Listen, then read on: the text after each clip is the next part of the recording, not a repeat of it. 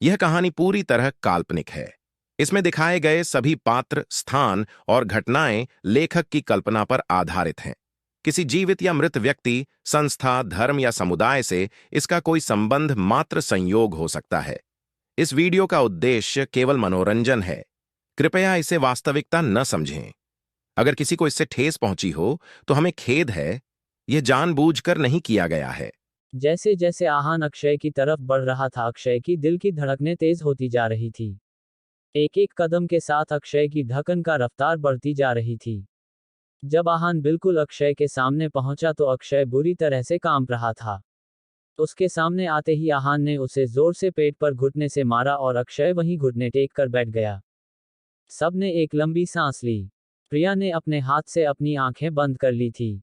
कुछ के हाथ उनके मुंह पर थे तो कुछ की आंखें खिलू की खुली रह गई थी। मार्शल आर्ट स्टेज 2 के लेवल 1 पर पहुंच चुका अक्षय इस वक्त आहान के सामने घुटने टेक कर बैठा था। इस बात की तो किसी को भी उम्मीद नहीं थी। पापा, ये क्या हो रहा है? प्रिया ने पूछा। पता नहीं, मुझे तो ये नहीं समझ आ रहा कि ये लड़का कौन है और इसकी अक्षय से क्या दुश्मनी है। दिलीप ने अपनी उलझन प्रिया को बताई। I hope Akshay uncle fight back कर सके। प्रिया की आवाज में तरस था। अक्षय गुस्से से तिलमिला रहा था। उसे हारना मंजूर था पर इस तरह बेइज्जत होना नहीं। मैं मार्शल आर्ट के स्टेज 2 पर हूँ। मुझे इस तरह कोई नहीं हरा सकता है। अक्षय ने अपने दांत पीसते हुए कहा। इसके बाद उसने खड़े होने की कोशिश की। वो घुटने के सहारे बैठ के तो बिल्कुल नहीं हार सकता था। क्या हुआ, उठने की कोशिश कर रहे हो? आहान ने पूछा। मेरे भाइयों के साथ याद है तुमने क्या किया था? 3 साल पहले हुए हमले में आहान को जिन लोगों ने बचाया था उनसे लड़ते वक्त अक्षय बहुत बेरहम था। उसने हर किसी को बहुत बुरी तरह घायल किया था और कुछ लोगों की तो जान तक चली गई थी। आहान इतने सालों में वो दिन कभी नहीं भूला था। वो 3 साल से गिल परिवार के साथ रह रहा था और अपना सारा गुस्सा अक्षय और उसके साथियों के लिए बचाना चाहता था। गिल परिवार के साथ रहते हुए भी वो अपने साथियों की मौत नहीं भूल पाया था। पर इस बार जब वो मनाली आया था और उसने सुशील के मुंह से क्लब ऑफ माँ और अक्षय का नाम सुना तो वो खुद को रोक नहीं पाया। उसने ठान लिया था कि अब वो अपने भाइयों की मौत का बदला लेगा। अब उससे बर्दाश्त नहीं हो रहा था। उसने 3 साल से इस दिन का बेसब्री से इंतजार किया था। आहान जानता था अक्षय से पंगा लेना उसके लिए खतरनाक हो सकता है पर फिर भी वो नहीं डर रहा था। आहान को लग रहा था कि अक्षय खुद को बचने के लिए उसे पहचानने से इनकार कर रहा था। तुमसे लड़ते लड़ते मेरे बहुत भाइयों ने अपनी जान गंवाई थी। अब तुम्हारी बारी है, आहान ने कहा। आहान ने जैसे ही ये बात कही अक्षय के पैरों तले जमीन खिसक गई। उसे एहसास हुआ कि वो वापस आ चुका है। तुम वो 3 साल पहले जिस पर हमला हुआ था वही हो। अक्षय ने कहा। पर तुम जिंदा कैसे हो सकते हो? तुम्हारी हालत तो उस दिन बहुत खराब थी और सबने कहा था कि तुम्हारी बॉडी भी नहीं मिल रही थी। फिर 3 साल पहले एक रात मनाली के मार्शल आर्ट क्लब में एक फोन आया था जिस पर किसी ने ऑर्डर दिया था कि उन्हें स्टेज 2 के लेवल 2 पर जो इंसान से उसे मारना होगा। जो भी उस इंसान को मारने में कामयाब होगा उसे 10 करोड़ दिए जाएंगे। इस हमले में जो भी मार्शल आर्ट में ट्रेनिंग ले रहे थे वो हिस्सा ले सकते थे। उन्हें बस उसे मारना था और वो अपने पैसे ले जा सकता था। इस वक्त सबको सिर्फ पैसे नजर आ रहे थे। किसी एक को मरने के लिए, वो भी जो स्टेज 2 के लेवल 2 पर था, 10 करोड़ रुपए बहुत ज्यादा थे। उन वक्त वहां ऐसे बहुत से लोग थे जो मार्शल आर्ट में एक्सपर्ट थे या फिर फाइनल स्टेज पर थे। सबने सोचा कि उसे मारना मुश्किल नहीं होगा। उस दिन रात को सबने अपना मुंह कपड़े से ढका और हमला करने पहुंचे। आहान का ताकत का अंदाजा किसी को नहीं था। उसकी ताकत मार्शल आर्ट एक्सपर्ट से भी 50 गुना ज्यादा थी।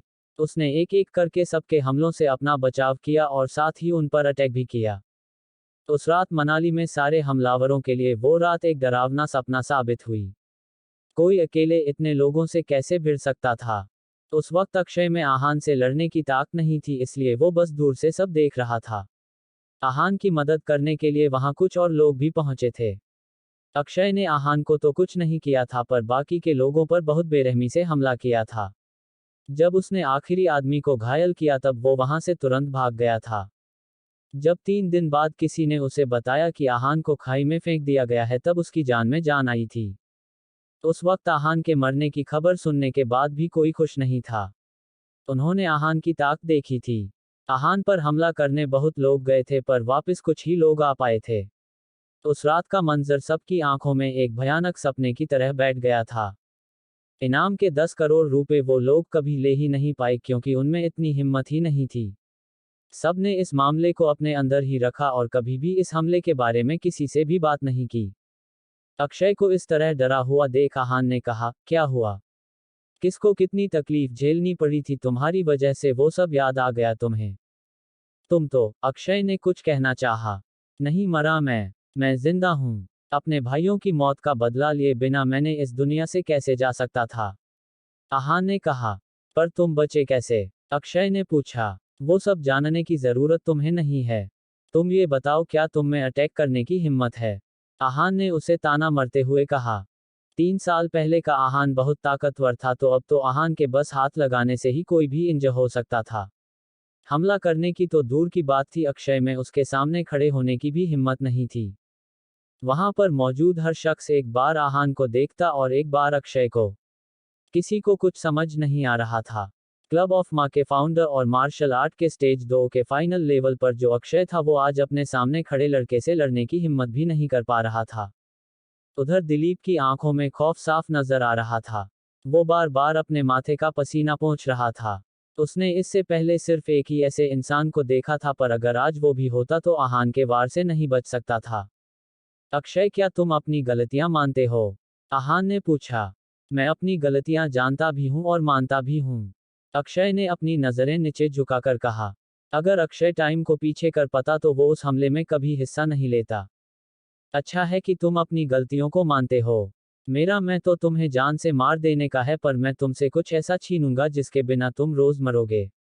आहान ने गुस्से में कहा। सब सोचने लगे थे कि आहान अक्षय को ऐसी क्या सजा देने वाला है। आप मुझे जो भी सजा देंगे मुझे मंजूर होगी। अक्षय ने बिना कोई सवाल किए कहा। आज के बाद तुम कभी मार्शल आर्ट प्रैक्टिस नहीं करोगे और अगर तुमने कभी ऐसा किया और मुझे पता चला तो मैं तुम्हें नहीं छोड़ूंगा। आहान ने रूखी आवाज में कहा। एक स्टेज 2 के मार्शल आर्ट फाइटर को अपना आर्ट प्रैक्टिस करने से रोकना किसी को भी अंदर तक तोड़ सकता है। आहान अक्षय को एक बार में मारकर खत्म नहीं करना चाहता था पर उसे हर रोज मरते हुए देखना चाहता था। आहान की ये बात सुनकर सब हैरान हो गए। अक्षय के लिए मार्शल आर्ट ही सब कुछ था। अक्षय ने कुछ नहीं कहा और बस अपनी नजरें झुकाए बैठा रहा। उसकी आंखों से आंसू बहने लगे थे। अपने गुरु को ऐसी हालत में देखकर अक्षय के बहुत सारे स्टूडेंट्स को गुस्सा आ रहा था। बहुत सारे लोग ऐसे थे जो अक्षय से 10 सालों से ट्रेनिंग ले रहे थे। उनके लिए अक्षय पिता समान था पर आज आहान ने उनसे उनके गुरु को छीन लिया था। उनका मन तो कर रहा था कि आहान को अच्छा सबक सिखाए पर वो जानते थे कि जब उनके गुरु का उसने ये हाल कर दिया था तो उन्हें तो वो चींटी की तरह मसल देगा। मैं आज के बाद कभी भी मार्शल आर्ट प्रैक्टिस नहीं करूंगा। अगर ऐसा हुआ तो आहान रायज़ादा मुझे कोई भी सजा दे सकते हैं, मैं उसे मंजूर करूंगा। ये अक्षय के आखिरी शब्द थे। इसके बाद अक्षय ने कुछ नहीं बोला और बस वही बैठा रहा। उस हमले का असली मास्टरमाइंड कोई और था।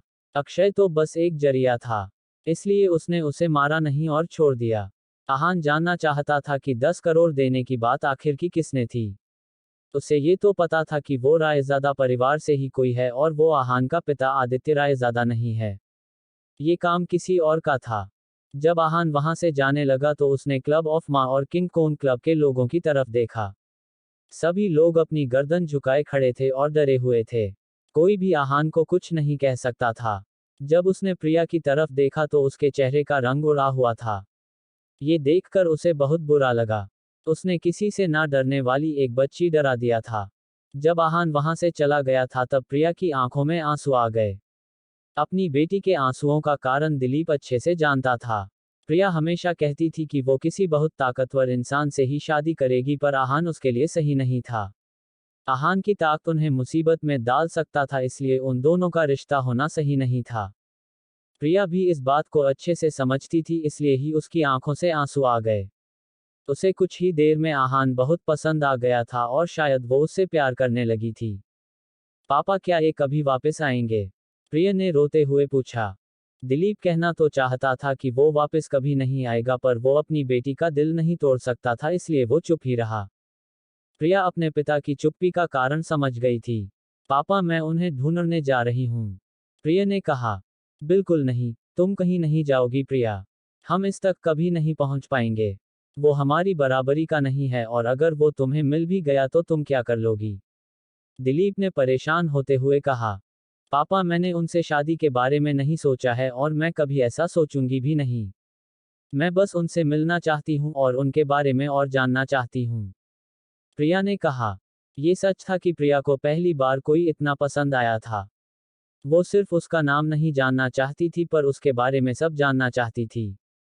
पापा, आपने मेरा इतने साल इतना ध्यान रखा, उसके लिए थैंक यू।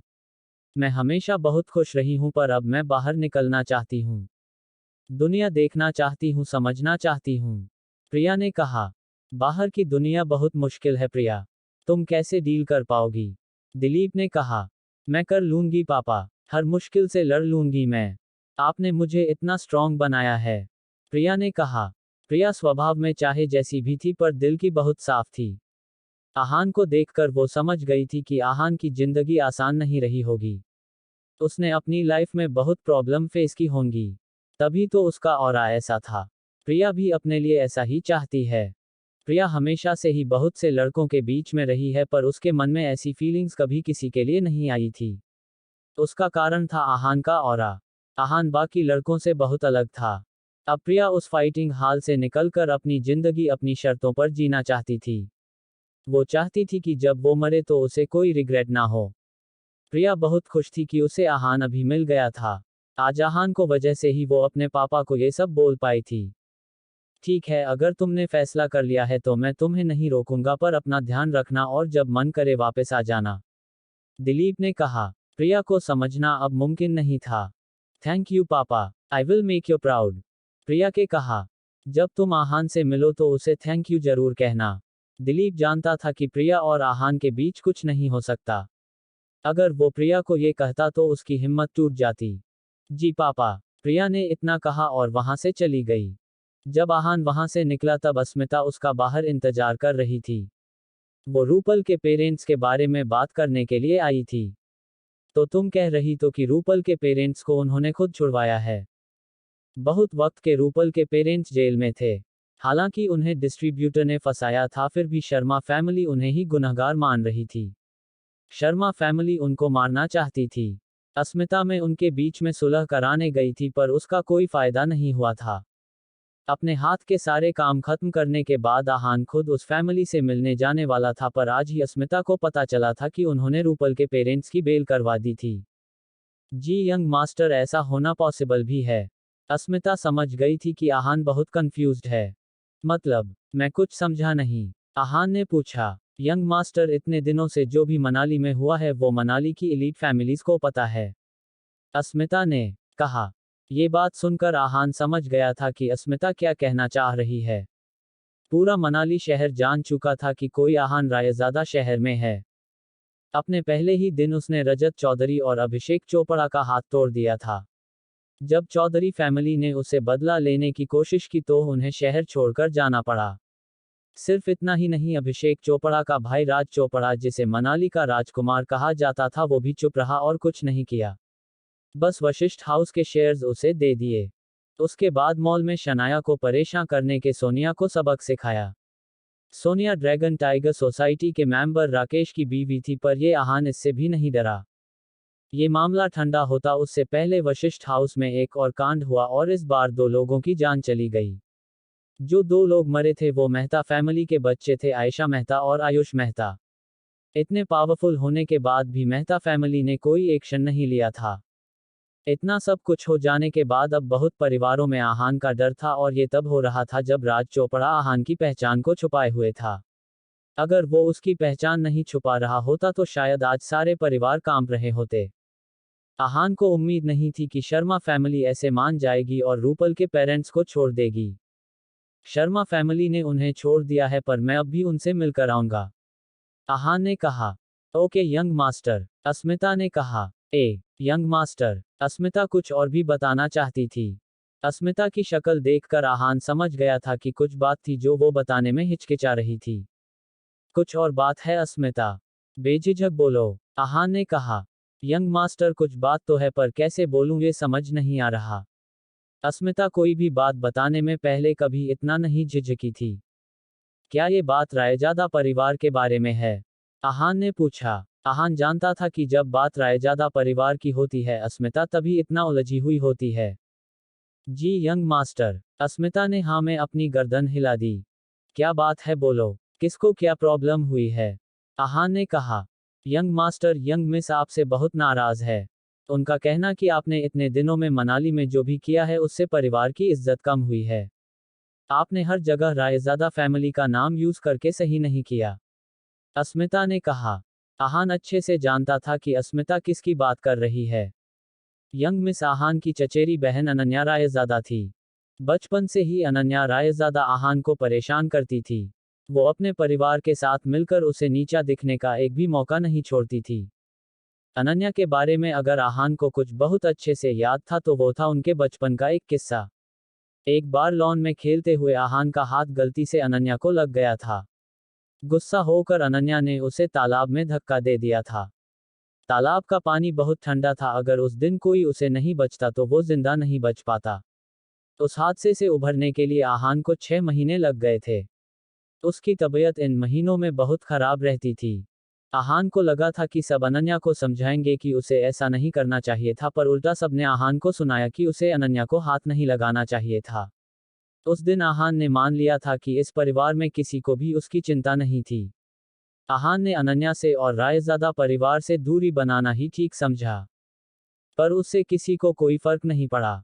उल्टा अनन्या उसे और परेशान करने लगी थी, पर आहान तब तक मार्शल आर्ट सीखना शुरू कर चुका था। वो अपने गुरु से ही सब बातें करता था। 3 साल पहले जब उसने रायजादा परिवार छोड़ा था तब उसने सोचा था कि अब उसे अनन्या से डील नहीं करना पड़ेगा, पर आज अनन्या ने फिर से आहान को परेशान करने का तरीका ढूंढ लिया था। अनन्या कब आ रही है? आहान जानता था कि अनन्या सिर्फ बातें नहीं करेगी, वो आहान से मिलकर उसे नीचा जरूर दिखाएगी। अगले हफ्ते। अस्मिता ने आहान को देखते हुए कहा।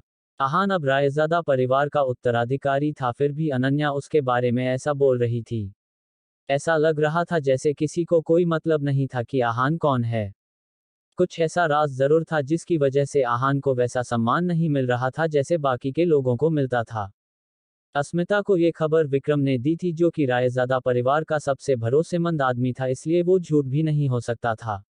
इन दोनों सिचुएशंस के बारे में सोचकर अस्मिता बहुत कंफ्यूज्ड थी। अच्छा ठीक है, मैं ध्यान रखूंगा, आहान ने कहा। आहान जानता था कि जब अनन्या आएगी तब उसे उसका ध्यान रखना होगा। Young master. अस्मिता ने कुछ नहीं बोला और बस अपना सिर झुकाए खड़ी रही। हम थोड़ी देर में ही शिमला के लिए निकलेंगे। मनाली शनाया के लिए सही नहीं है। मैं उसे और कोई तकलीफ में नहीं देख सकता, आहान ने कहा। जी यंग मास्टर, आप यहाँ की चिंता मत कीजिएगा। आपके जाने की तैयारी भी हो गई है, अस्मिता ने कहा। अब मैं शनाया के पास जा रहा हूँ। इतना कहकर आहान हॉस्पिटल की तरफ चला गया। तारांकन। हॉस्पिटल में शनाया बहुत परेशान थी क्योंकि आहान अब तक नहीं आया था। जैसे ही आहान वार्ड में घुसा शनाया ने चैन की सांस ली। अभी तुम कहाँ रह गए थे? शनाया ने पूछा। जरूरी काम से गया था।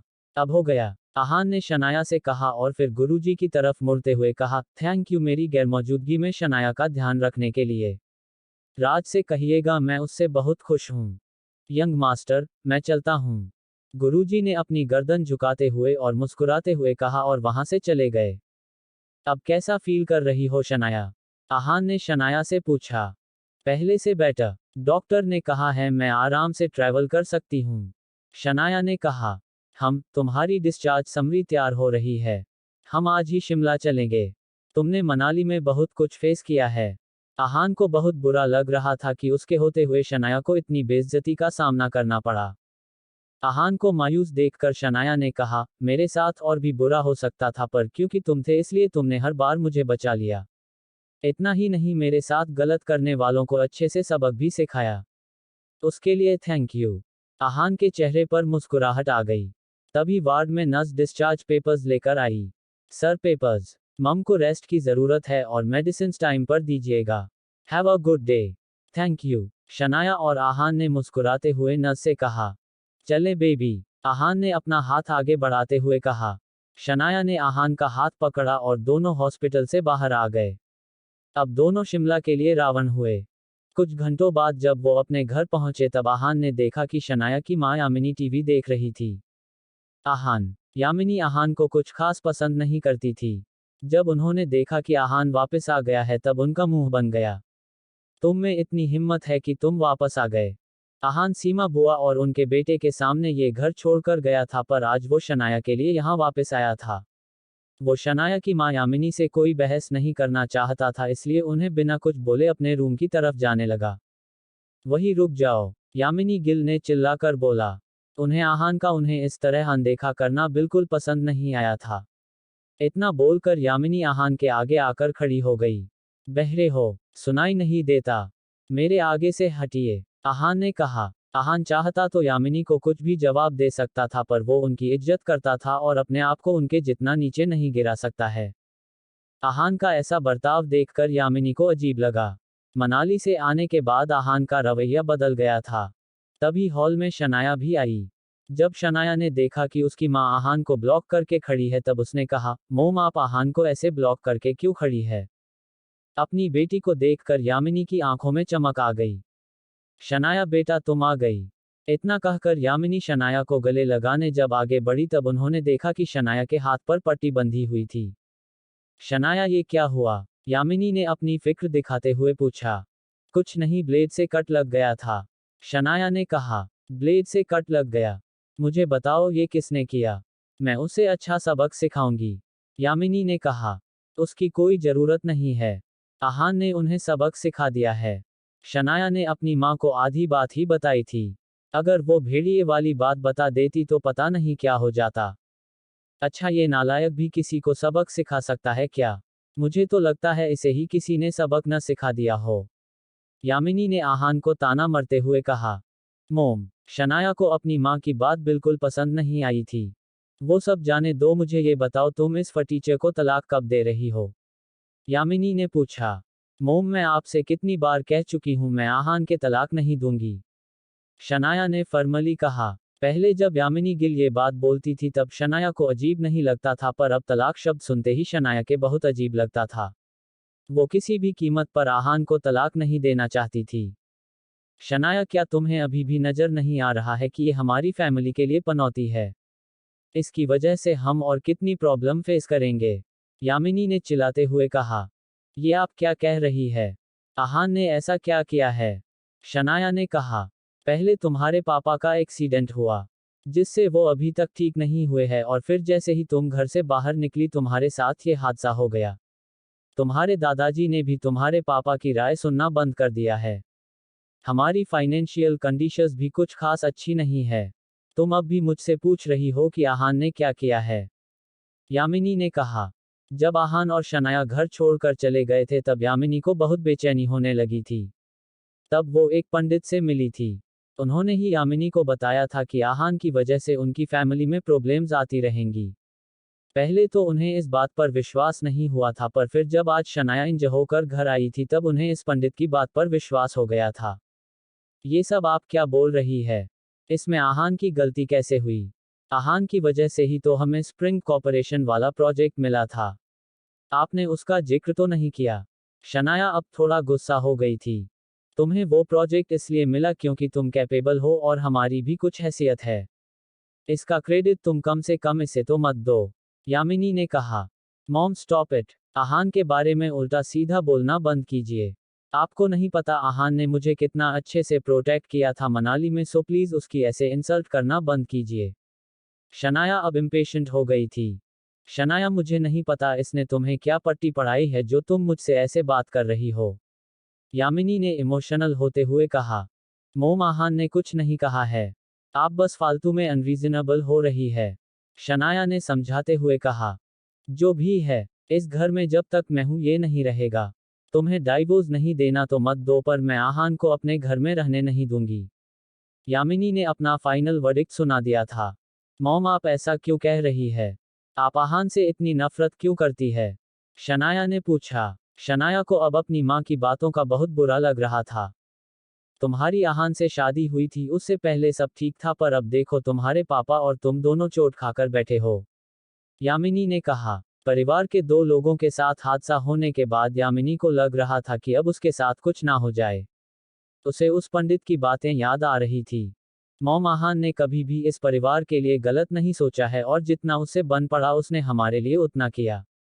उसने घर का जमाई होने की हर जिम्मेदारी निभाई है।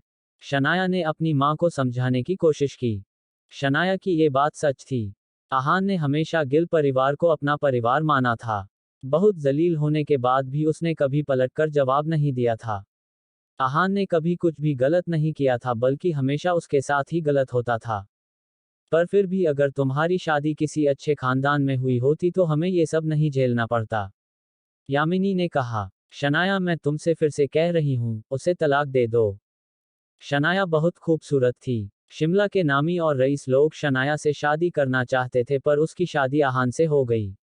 अगर उसकी शादी किसी और खानदान में हुई होती तो उनका ओहदा गिल परिवार में बहुत अलग होता। उसके पति की इज्जत होती। यामिनी गिल को पैसों और पोजीशन से बहुत फर्क पड़ता था। मॉम, बस मैं आहान को कभी डाइवोर्स नहीं दूंगी और ये मेरा फाइनल डिसीजन है। शनाया ने अपना पैर पटकते हुए कहा। ठीक है, तुम्हें उसे तलाक नहीं देना मत दो, पर अब ये मेरे घर में नहीं रह सकता। यामिनी ने भी अपना फैसला सुना दिया था। उस पंडित की बात से यामिनी बहुत घबराई हुई थी। वो नहीं चाहती थी कि उस पर कोई भी प्रॉब्लम आए। Mom, you are too much. Aahan ने हमेशा आपकी इतनी इज्जत की है और आप उससे ऐसे बात कर रही है। शनाया ने कहा। आज तक अगर किसी ने आहान की सबसे ज्यादा बेइज्जती की थी तो वो यामिनी ही थी, और आज तो उन्होंने हद कर दी थी। उन्होंने आहान को घर में रहने से मना कर दिया था और तो और उसे पनौती तक बोल दिया। शनाया, मुझसे इस टोन में बात मत करो, यामिनी ने कहा। आपको लगता है ना कि मैं पनौती हूं और मेरी वजह से ही गिल फैमिली में प्रॉब्लम्स हुई है। इस बार ये बात आहान ने बोली थी। हाँ, सब तुम्हारी वजह से ही हो रहा है, यामिनी ने कहा। ठीक है, मैं और शनाया अभी आपका घर छोड़कर चले जाते हैं, आहान ने कहा। आहान यामिनी जैसी खड़ूस औरत से बहस नहीं करना चाहता था। पर एक बात याद रखना, अगर खुद को पावरफुल बनाने में आपने शनाया का सहारा लिया तो मुझसे बुरा कोई नहीं होगा। शनाया को अपनी चालों से दूर रखिएगा। आहान ने अपनी बात पूरी की। आहान यामिनी को चेतावनी दे रहा था कि वो फिर से शनाया की पैसों के लिए किसी और से शादी करवाने की गलती न करे। हालांकि आहान की ये बात सुनकर यामिनी गिल के आंखें गुस्से से लाल हो गई। आज तक जो उनकी सेवा करता था आज उनसे ये सब कह रहा था। यामिनी को आहान का बर्ताव शुरू से ही बहुत बदला हुआ लग रहा था। चलो शनाया, चलते हैं। यामिनी कुछ बोले उससे पहले ही आहान ने शनाया की तरफ अपना हाथ बढ़ाया। चलो। शनाया ने आहान का हाथ पकड़ लिया। आज जो कुछ भी हुआ था उसके बाद शनाया का अपने घर पर बिल्कुल मन नहीं लगने वाला था। यामिनी ने आहान को बहुत बेइज्जत किया था। वो आहान के बारे में कुछ नहीं जानती थी, पर फिर भी उसे भला बुरा बोल रही थी। रुको। जैसे ही दोनों घर से जाने वाले थे यामिनी ने उन्हें रोका।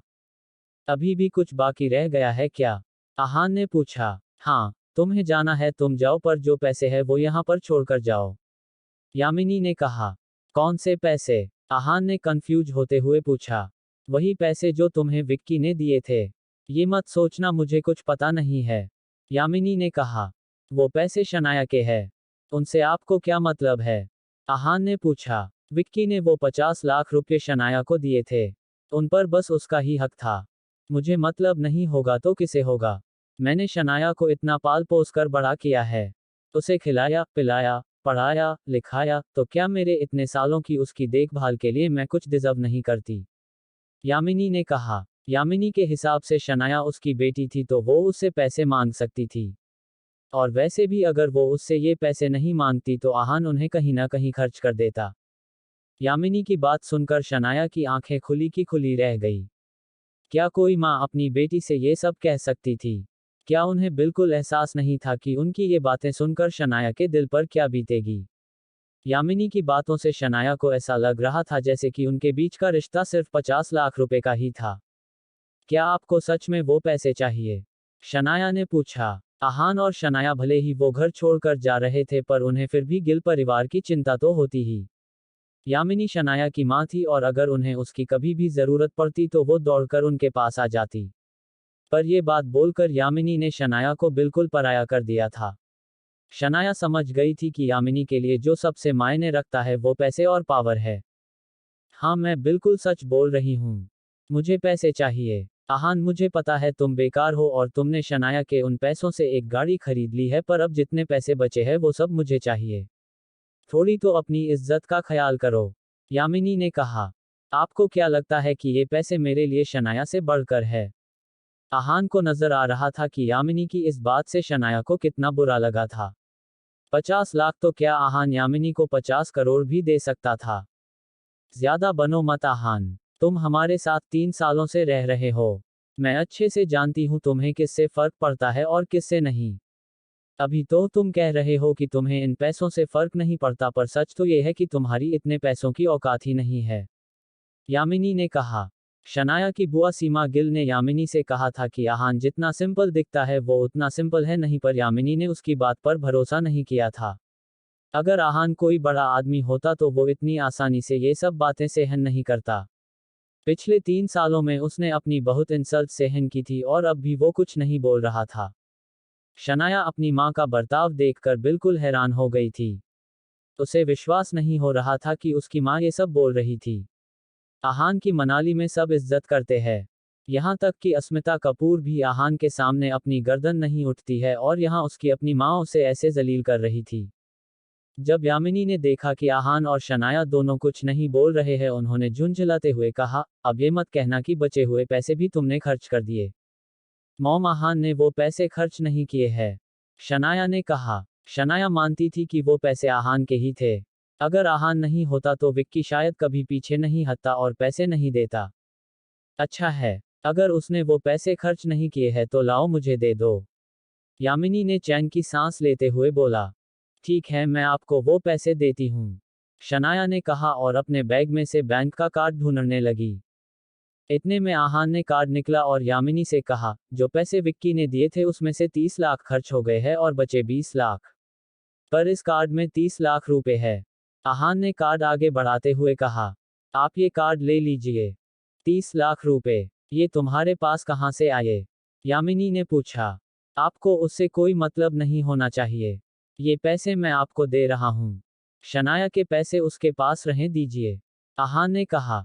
पर आहान, ये पैसे तुम्हारे हैं, शनाया ने कहा। इट्स ओके शनाया, तुम भी तो मेरी हो ना, आहान ने मुस्कुराते हुए कहा। यामिनी ने जैसे ही कार्ड लेने के लिए अपना हाथ बढ़ाया, आहान ने कार्ड पीछे कर लिया। क्या हुआ, सिर्फ बातें ही आती है तुम्हें? कार्ड देना नहीं चाहते? यामिनी ने पूछा। ऐसी बात नहीं है, मैं आपको कार्ड दूं उससे पहले आपको मेरी एक बात माननी होगी, आहान ने कहा। यामिनी थोड़ा सा घबरा गई। वो सोचने लगी थी कि 30 लाख के बदले आहान उससे क्या मांगेगा। कहो, क्या बात माननी होगी मुझे? ये पैसे लेने के बाद आप कभी भी शनाया को परेशान नहीं करेंगी, आहान ने कहा। आहान के लिए हर वक्त शनाया के साथ रहना मुमकिन नहीं था। आहान नहीं चाहता था कि पिछली बार की तरह फिर से शनाया को किसी तरह की प्रॉब्लम फेस करनी पड़े, इसलिए उसने यामिनी के सामने ये शर्त रखी। बस इतनी सी बात। ठीक है, जब तक शनाया तुम्हारे साथ खुश है और तुम उसका अच्छे से ख्याल रखोगे तब तक मैं शनाया के पास नहीं आऊंगी, यामिनी ने कहा। हाँ, बस मेरी इतनी ही रिक्वेस्ट है आपसे, पैसे लेने के बाद अगर फिर आपने शनाया को परेशान किया तो फिर मेरे बर्ताव के लिए मुझे ब्लेम मत कीजिएगा, आहान ने कहा। ठीक है, पर मुझे ये बताओ कि कहीं ये पैसे चोरी के या इलीगल तो नहीं है ना? यामिनी ने पूछा। नहीं, आहान ने कहा। तो फिर इतने पैसे तुम जैसे फटीचर के पास आए कैसे? यामिनी ने सवाल किया। मैंने ये पैसे लॉटरी से जीते हैं, आहान ने बताया। लॉटरी में? यामिनी ने कहा। आहान का इसके आगे कुछ भी समझने का मन नहीं था, इसलिए उसने शनाया का हाथ पकड़ा और उसे वहां से ले गया। आहान, थैंक यू, शनाया ने कहा। शनाया का मूड अभी भी खराब था। आखिर यामिनी उसकी माँ थी और उन्होंने आज उसके साथ ये सब किया था। शनाया बेबी, मैंने तुमसे कितनी बार कहा है कि थैंक यू मत बोला करो। आहान के शनाया को चीयर करने की कोशिश की। हाँ, मुझे याद है, शनाया ने कहा। फिर भी तुम मुझे थैंक यू बोल रही हो, आहान ने कहा। सब कितना वियर्ड हो गया है आहान। मैंने कभी सोचा भी नहीं था कि मॉम ये सब बातें बोलेंगी। उन्होंने मुझे पालने के लिए मुझसे पैसे मांगे, शनाया ने कहा। इट्स ओके शनाया, मॉम है वो, शायद उन्होंने कुछ सोचा होगा, आहान के शनाया को सांत्वना देते हुए कहा। आहान, तुम्हारे पास इतने पैसे कहाँ से आए? शनाया ने पूछा। कुछ पैसे मेरे पास पहले से थे और कुछ पैसे राज ने दिए। जब राज को पता चला कि हमने ली मेरिडियन में डिनर किया है और उसका पेमेंट मैंने किया है तो उसने वो पैसे रिटर्न कर दिए। आहान ने शनाया को समझाया। अच्छा, इसलिए तुमने उसे लॉटरी कहा था। तुम्हारा नाम भी हो गया था, ट्रीट तुमने दी और पैसे भी कुछ खर्च नहीं हुए। शनाया ने हंसते हुए कहा। अब उसका मूड थोड़ा बेटर हो गया था। शनाया के मुस्कुराता देख आहान के चेहरे पर भी खुशी आ गई थी। आहान शनाया को बहुत पसंद करता था और उसके लिए शनाया का खुश रहना ही सब कुछ था। वो शनाया को हर मुमकिन खुशी देना चाहता था। इस वक्त आहान जानता था कि अपनी माँ के बर्ताव की वजह से उसका दिल उदास था। शनाया, हमेशा ऐसे ही हंसती रहा करो। तुम मुझे हंसती हुई बहुत अच्छी लगती हो। आहान ने शनाया का हाथ कसकर पकड़ते हुए कहा। जब तक तुम मेरे साथ हो मेरे चेहरे की मुस्कान कहीं नहीं जाएगी। शनाया ने कहा। चलो मैं तुम्हें हमारा नया घर दिखाकर लाता हूँ। आहान से कहा। नया घर? शनाया ने चौंकते हुए पूछा। शनाया को लगा था कि वो अपने किसी दोस्त के घर या फिर होटल में रहने वाले हैं। पर नया घर बोलकर आहान ने शनाया के हैरान कर दिया था। हाँ, जब यामिनी ने उन्हें घर से निकलने के लिए कहा था तब आहान कहीं ना कहीं बहुत खुश था। वो शनाया के साथ नए घर में रहना चाहता था पर उसे घर छोड़ने का कोई बहाना नहीं मिल रहा था। लेकिन यामिनी के उन्हें जाने का कारण दे दिया था। हमारा नया घर कहाँ है? शनाया ने खुश होते हुए पूछा। अपने नए घर के बारे में सुनकर वो बहुत एक्साइटेड हो गई थी। जब हम वहां पहुंचेंगे तब तुम्हें पता चल जाएगा, आहान ने कहा। आहान शनाया को सरप्राइज देना चाहता था। आहान और शनाया एक दूसरे का हाथ पकड़े हुए चल रहे थे। जब वो मेन रोड पर पहुंचे तब आहान ने एक टैक्सी को रोका। कहाँ जाना है आपको? ड्राइवर ने पूछा। ड्राइवर एक अधेड़ उम्र का आदमी था जिसका पेट बाहर निकला हुआ था। स्प्रिंग कॉर्पोरेशन, आहान ने कहा। Spring corporation? क्या आपको पता नहीं है कि वहां इस वक्त टूरिस्ट्स का जाना मना है? ड्राइवर ने पूछा। माफ कीजिएगा, शायद मेरी बात आपको समझ नहीं आई। मुझे टूरिस्ट एरिया में नहीं बल्कि रेसिडेंशियल एरिया में जाना है, आहान ने मुस्कुराते हुए कहा। दरअसल स्प्रिंग कॉर्पोरेशन दो हिस्सों में बंटा हुआ था। एक था रेसिडेंशियल हिस्सा जो कि शिमला की सबसे पॉश कॉलोनी मानी जाती थी और एक था रिसोर्ट जिसे इस वक्त रायज़ादा फैमिली ठीक करवा रही थी। मेंटेनेंस का काम चलने की वजह से वो रिसोर्ट इस वक्त टूरिस्ट्स के लिए बंद है। तुम्हारा घर कहाँ है? तुम्हें वहां क्यों जाना है? उस ड्राइवर ने पूछा। स्प्रिंग कॉर्पोरेशन का रेसिडेंशियल हिस्सा बहुत पॉश था। वहां के घर बड़े और महंगे थे। सबसे सस्ते घर भी वहां करोड़ों के थे। बाकियों की तरह ड्राइवर को भी आहान एक मिडिल क्लास आदमी लगा जो उस एरिया में घर अफोर्ड नहीं कर सकता था। मैं वहां घर देखने जा रहा हूँ, आहान ने जवाब दिया। अगर घर देखने ही जाना है तो कहीं और देख लो। वहां के घर कुछ खास नहीं है, शिमला के बाकी घरों की तरह ही है, बस बहुत महंगे हैं। कोई ऐसी जगह घर देखो जहां तुम रहना अफोर्ड कर सको और जहां शिमला के बाकी लोग रहते हो। ड्राइवर ने अपनी बनावटी हंसी के साथ कहा। थैंक यू अंकल, पर मुझे स्प्रिंग कॉर्पोरेशन ही जाना है, आहान ने मुस्कुराते हुए कहा। आहान बिना मतलब के किसी से भी बहस करना पसंद नहीं करता था। ये सब देखकर शनाया की शक्ल बन गई थी। वो जानती थी कि आहान वहां घर ले सकता था।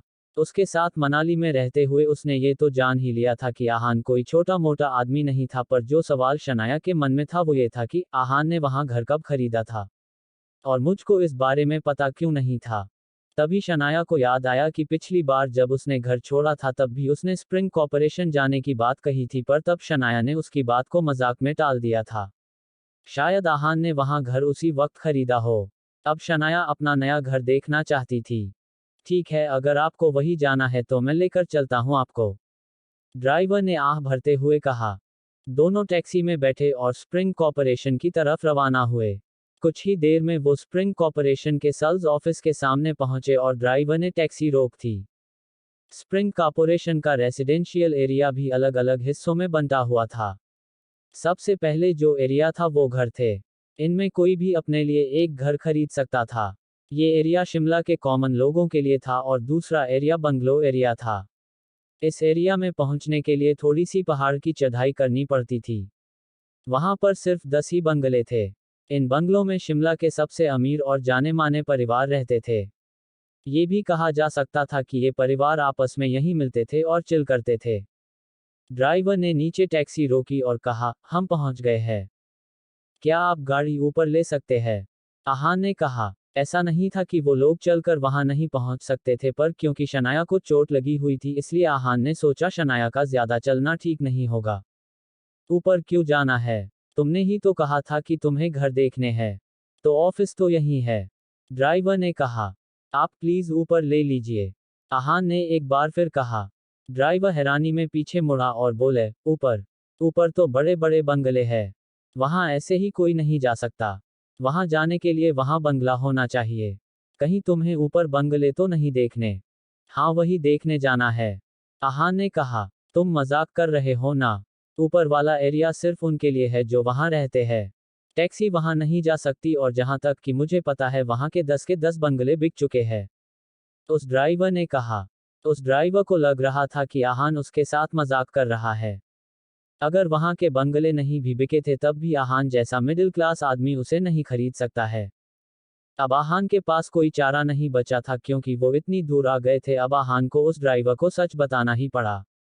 दरअसल बात यह है कि मैंने यहाँ एक बंगला खरीदा था, अब बस उसे ही देखने आया हूँ, आहान ने कहा। आहान का मन थोड़ा सा उदास हो गया क्योंकि वो शनाया को सरप्राइज देना चाहता था, पर ड्राइवर की वजह से वो खराब हो गया था। तुम ऐसा क्यों नहीं कह देते कि पूरा स्प्रिंग कॉर्पोरेशन ही तुम्हारा है? ड्राइवर ने उसका मजाक उड़ाते हुए कहा। स्प्रिंग कॉर्पोरेशन के बंगलों में जो भी रहते थे उन्हें सब जानते थे क्योंकि सभी शिमला के जाने माने लोग थे। कोई पॉलिटिशियन था तो कोई शिमला का सबसे अमीर परिवार था, पर आहान उनमें से कोई नहीं लग रहा था। आहान ने मन में सोचा, ये ड्राइवर कुछ गलत कहाँ बोल रहा, ये भी अपनी जगह ठीक ही तो है। असल में स्प्रिंग कॉर्पोरेशन आहान का ही था। उसने इसमें बहुत पैसे लगाए थे, पर अगर इस वक्त वो ये बात बोल देता तो ड्राइवर उसका विश्वास नहीं करता और उसका और मजाक उड़ाता। अब शनाया भी चौंक गई थी। कुछ साल पहले स्प्रिंग कॉर्पोरेशन में बहुत बड़ी चोरी हुई थी। उस वक्त शनाया आहान को जानती भी नहीं थी। अब आहान कह रहा था कि उसने यहाँ बंगला खरीदा है। ऐसा नहीं था कि आहान वहां बंगला नहीं खरीद सकता था, पर वहां पर सबके घर खरीदे हुए थे। कोई भी ऐसी जगह पर घर छोड़कर किसी और को क्यों बेचेगा? देखो लड़के, मेरे साथ मजाक करने की जरूरत नहीं है। उतरो मेरी गाड़ी से, मुझे दूसरे पैसेंजर से भी पैसे कमाने हैं। अब ड्राइवर को गुस्सा आ गया था। वो नहीं चाहता था कि उसके पीछे गार्ड्स पड़े और उसे भागना पड़े। अभी चलो उतर जाते हैं, शनाया ने कहा। क्योंकि ड्राइवर ने जाने से मना कर दिया था इसलिए वो कुछ नहीं कर सकते थे। आहान ने मना कर दिया। आहान तो चलकर जा सकता था पर शनाया नहीं चल सकती थी। उसके लिए ये बहुत थका देने वाला होता। अभी अभी तो वो हॉस्पिटल से डिस्चार्ज हुई थी।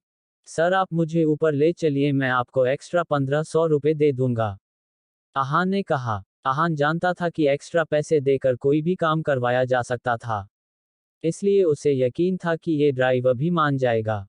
क्या आप सच कह रहे हैं? 1500 रुपए सुनकर ड्राइवर की आंखों में भी चमक आ गई। पूरा दिन काम करने के बाद भी वो इतने पैसे नहीं कमा पाता। आहान ने कुछ कहा नहीं, बस अपने वॉलेट से पैसे निकाले और ड्राइवर के आगे रख दिए। पैसे देखकर ड्राइवर खुश हो गया और फटाफट आहान से पैसे ले लिए। ठीक है, मैं आपको अभी ऊपर लेकर चलता हूँ, ड्राइवर ने तुरंत कहा। पैसे से सब काम आसान हो जाता है। पर हाँ, मैं आपको पहले ही बता देता हूँ कि अगर सिक्योरिटी गार्ड ने हमें आगे नहीं जाने दिया तो मैं ये पैसे वापस नहीं दूंगा। ड्राइवर को डर था कि कहीं आहान पैसे वापस नहीं मांग ले। आप चलिए, सिक्योरिटी गार्ड से मैं बात कर लूंगा, आहान ने मुस्कुराते हुए कहा। ड्राइवर ने कार स्टार्ट की और आगे बढ़ाई। कुछ देर बाद जब वो सिक्योरिटी पॉइंट पर पहुंचे तब उन्होंने कार नहीं रोकी। ये देखकर ड्राइवर को लगा कि वहां के सिक्योरिटी इतनी टाइट नहीं थी जितनी बताई जाती थी, पर उस ड्राइवर को ये नहीं पता था कि वहां पर सिर्फ एक जगह थी जहां की सिक्योरिटी बहुत टाइट थी। वो कि सबसे ऊपर। हर कुछ कदम पर वहां गार्ड खड़े होते हैं। आहान को भी वहां जाने नहीं दिया जाता अगर वहां कार्तिक कोहली नहीं आता। कुछ ही मिनट में टैक्सी पहाड़ के बिल्कुल ऊपर पहुंच गई। वहां से ड्राइवर को बहुत सारे सिक्योरिटी गार्ड नजर आए। उसने डरते हुए गाड़ी रोकी और आहान से कहा, अब आप यहाँ उतर सकते हैं, गाड़ी इससे आगे नहीं जाएगी। ये गार्ड बहुत ताकतवर लग रहे थे। अगर ये इन्हें रोक लेते तो फिर वो कैसे बचते? हम बस पहुंच ही गए हैं, आप चलते रहिए, आहान ने कहा। आहान का बंगला सबसे अंदर था इसलिए अभी भी थोड़ा दूर था। लड़के, मैंने तुमसे कहा था ना कि वो प्राइवेट एरिया है, हमें वहां नहीं जाने दिया जाएगा। वहां बहुत बड़ी बड़ी फैमिलीज रहती है, ड्राइवर ने कहा। मैंने आपसे कहा ना, मेरा वहां घर है।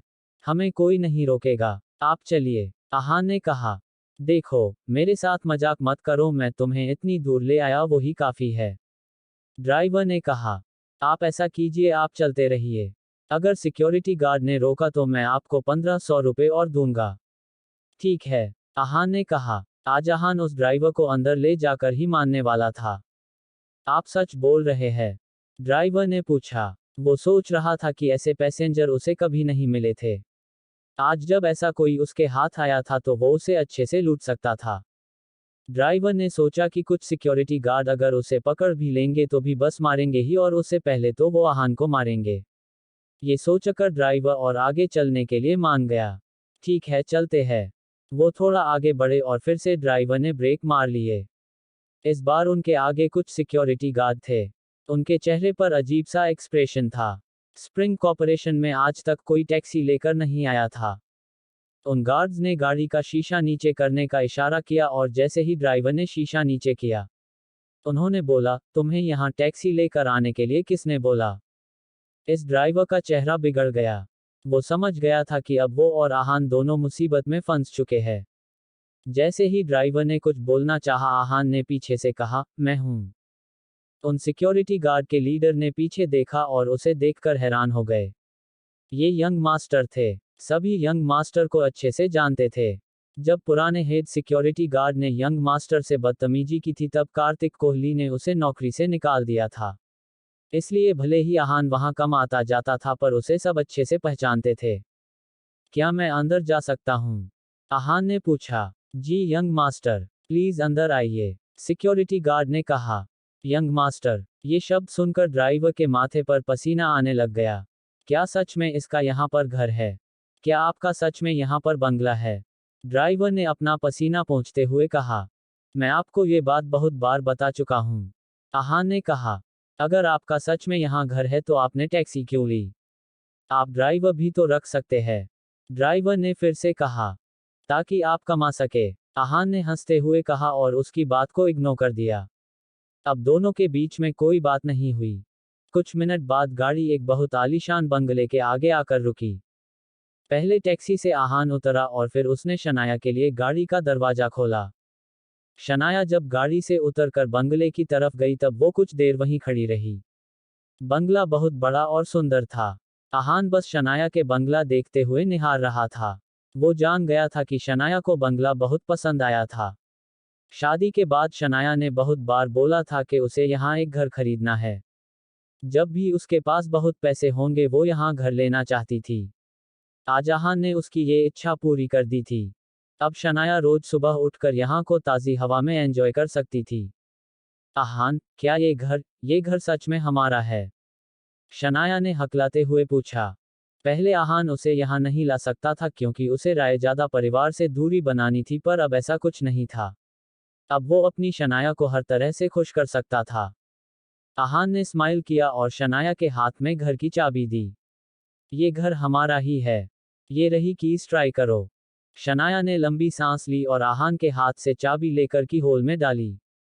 देखते हैं खुलता है या नहीं, आहान ने कहा। हाँ तुम देखो, शनाया ने घबराते हुए कहा। आहान ने जैसे ही चाबी घुमाई, दरवाजा खुल गया। वो घर सच में उनका ही था। जब आहान ने दरवाजा खोला तो शनाया को चक्कर आने लगे। घर जितना बाहर से सुंदर था उससे कई ज्यादा अंदर से सुंदर था। शनाया को ऐसे देख आहान ने पीछे से उसकी कमर पकड़ ली और कहा, welcome to our home baby. घर देखकर शनाया के मन में सवालों का सैलाब आ गया था। आहान ने इतना बड़ा घर कैसे खरीदा था? आखिर उसकी असलियत है क्या? ये सारे सवाल शनाया को परेशान कर रहे थे। पर इस वक्त वो कुछ नहीं बोल पा रही थी। आहान और शनाया का घर बहुत ही सादगी से सजा हुआ था। शनाया को मिनिमम डेकोरेशंस पसंद थी और ये बात आहान अच्छे से जानता था। उनका घर मुंबई के एक बहुत फेमस डिजाइनर ने डिजाइन किया था। आहान ने उसे घर शनाया की पसंद के हिसाब से डेकोरेट करने के लिए कहा। घर के रंग से लेकर फर्नीचर, पर्दे सब शनाया की पसंद के हिसाब से था। शनाया ने जब अपना घर देखा तो वो देखती रह गई। सब अपनी पसंद का देखकर उसे विश्वास नहीं हो रहा था। आहान का उसके लिए इतना कुछ करना उसे इमोशनल कर रहा था। बेबी, कैसा लगा तुम्हें हमारा घर? आहान ने पूछा। शनाया ने कुछ कहा नहीं, बस हाँ में अपनी गर्दन हिला दी। शनाया, आहान ने उसे पैट करते हुए कहा। हाँ, हाँ, शनाया ने हड़बड़ाते हुए कहा। क्या हुआ? कुछ पसंद नहीं आया? आहान ने पूछा। आहान, ये बहुत सुंदर है। क्या ये सच में हमारा है? शनाया ने कहा। हाँ, ये सच में हमारा है। चलो अंदर चलते हैं, आहान ने कहा। दोनों कुछ कदम चलते ही घर के लिविंग रूम में पहुंचे। लिविंग रूम में ज्यादा तड़क भड़क नहीं थी। उसे बहुत सिंपल तरीके से सजाया हुआ था। लिविंग रूम की दीवार पर एक बड़ी सी शादी की तस्वीर थी। उस तस्वीर में जो दुल्हन थी वो बहुत ज्यादा खूबसूरत थी। दुल्हन तस्वीर में ज्यादा खुश नहीं थी और दूल्हे के चेहरे पर भी जबरदस्ती की हंसी थी। ये आहान और शनाया की तस्वीर थी। 3 साल पहले दोनों एक दूसरे से शादी के लिए तैयार नहीं थे। शनाया आहान के बारे में अच्छा सोचती थी पर शादी नहीं करना चाहती थी। फिर भी अपने पिता के कहने पर शनाया ने आहान से शादी कर ली। तब शनाया ने इन सब बातों पे ज्यादा ध्यान नहीं दिया और एक तस्वीर खिंचवा ली। उसके बाद उसने कभी उस तस्वीर के बारे सोचा नहीं था। जब शनाया ने वो तस्वीर देखी तो उसे बहुत बुरा लगा और उसके मन में उलझन पैदा हुई। अगर मैं आज ये तस्वीर नहीं देखती तो मुझे इसके बारे में कुछ याद ही नहीं आता। 3 साल से आहान ने मेरे लिए बहुत कुछ किया है। उसने हमेशा मुझे समझने की और जानने की कोशिश करता रहा पर मैंने तो किसी भी तरह की कोशिश नहीं की। शनाया के मन में गिल्ट बहुत बढ़ गया है। आहान, मुझे माफ कर दो। शनाया ने अपनी नजरें झुकाते हुए कहा। ये कहते हुए उसकी आंखों से आंसू बहने लगे। शनाया, क्या हुआ? तुम माफी क्यों मांग रही हो? आहान ने प्यार से उसके गाल पर हाथ रखते हुए पूछा। आहान को उसका थैंक यू बोलना तो समझ आ जाता पर सॉरी बोलना नहीं। आहान, ये तस्वीर यहाँ से हटा दो। शनाया ने कहा। हटा दूं? क्यों शनाया? आहान ने हैरान होते हुए पूछा। हाँ, इसे हटा दो, हम नई फोटो क्लिक करवा कर आएंगे। मैं सबको दिखाना चाहती हूँ कि मैं इस शादी में तुम्हारे साथ कितनी खुश हूँ। एक नई शुरुआत करेंगे हम। शनाया ने कहा। ओके शनाया, आहान ने कहा। हालांकि आहान को समझ नहीं आया था कि शनाया क्या और क्यों बोल रही थी पर फिर भी वो उसकी बात नहीं टाल सकता था। तुमने मुझे कभी भी सॉरी या थैंक यू बोलने नहीं दिया पर आज मैं तुमसे सॉरी बोलना चाहती हूँ। सॉरी आहान, मैं बहुत शर्मिंदा हूँ। तुमने मेरे लिए इतना कुछ किया है पर मैंने आज तक तुम्हारे लिए कुछ नहीं किया। गिल फैमिली ने तुम्हें हमेशा ताने सुनाए हैं और तुम्हारी इंसल्ट की है पर फिर भी तुमने कभी कुछ रिएक्ट नहीं किया। मैंने भी अपना गुस्सा हमेशा तुम पर ही उतारा है। उस हर चीज के लिए सॉरी आहान। 3 साल में मैं एक बार भी अच्छी वाइफ नहीं बन पाई पर तुम हमेशा से एक परफेक्ट हस्बैंड रहे हो। शनाया ने रोते हुए कहा। आहान ने शनाया के आंसू पोंछे और उससे बहुत प्यार से कहा। शनाया, अगर तुम एक अच्छी बीवी नहीं हो तो इस दुनिया में कोई मेरी बीवी बनने लायक नहीं है। अपने बारे में ऐसा मत सोचो, अगर तुम नहीं होती तो मैं 3 साल पहले ही मर चुका होता। मैं ही तुम्हें अच्छी लाइफ नहीं दे पाया। तुम एक रॉयल लाइफ डिजर्व करती थी और मेरी वजह से तुम्हें ऐसी लाइफ जीनी पड़ी। नहीं आहान, मुझे कभी नहीं लगा कि मेरे साथ कुछ गलत हुआ। मैं बहुत खुश हूँ। शनाया ने इतना कहा और आहान को गले लगा लिया। फिर उसने अपने मुलायम होठों को आहान के होठों पर रख दिया। आहान को कुछ समझ नहीं आया और उसके सोचने के सारी शक्ति खत्म हो गई। दोनों ने कुछ देर तक एक दूसरे को किस किया। जब शनाया पीछे हटी तब उसका चेहरा शर्म से लाल हो चुका था। वो भागते हुए बाथरूम में गई।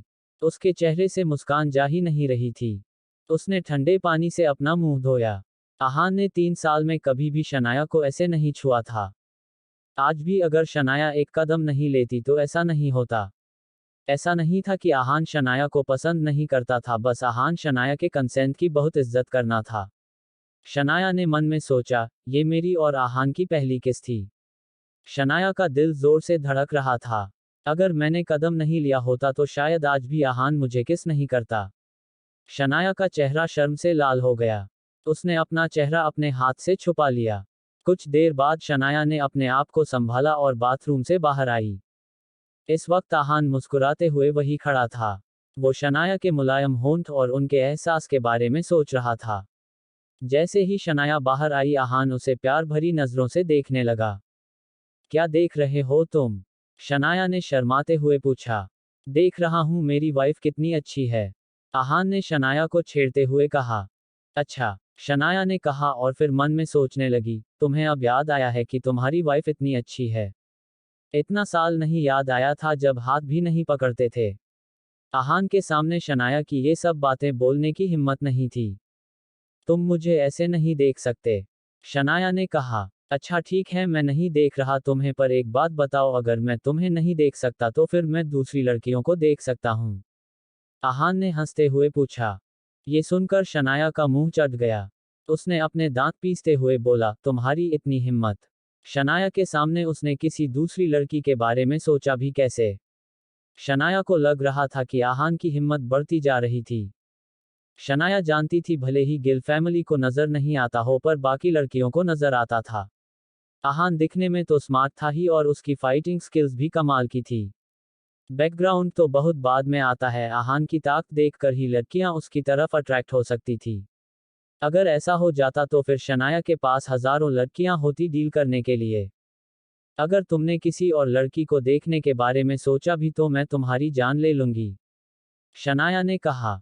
शनाया की ये बात सुनकर आहान को हंसी आ गई। तुम कह रही हो कि तुम्हें न देखूं, किसी और लड़की को भी नहीं देख सकता? कहीं तुम ये तो नहीं चाहती कि मैं लड़कों को देखूं? आहान ने पूछा। शनाया समझ चुकी थी कि इस वक्त आहान उसकी टांग खींच रहा था। उसने भी आहान को ऐसा ही जवाब देने की सोची। ठीक है, तुम लड़कों को देख सकते हो, मुझे फर्क नहीं पड़ता।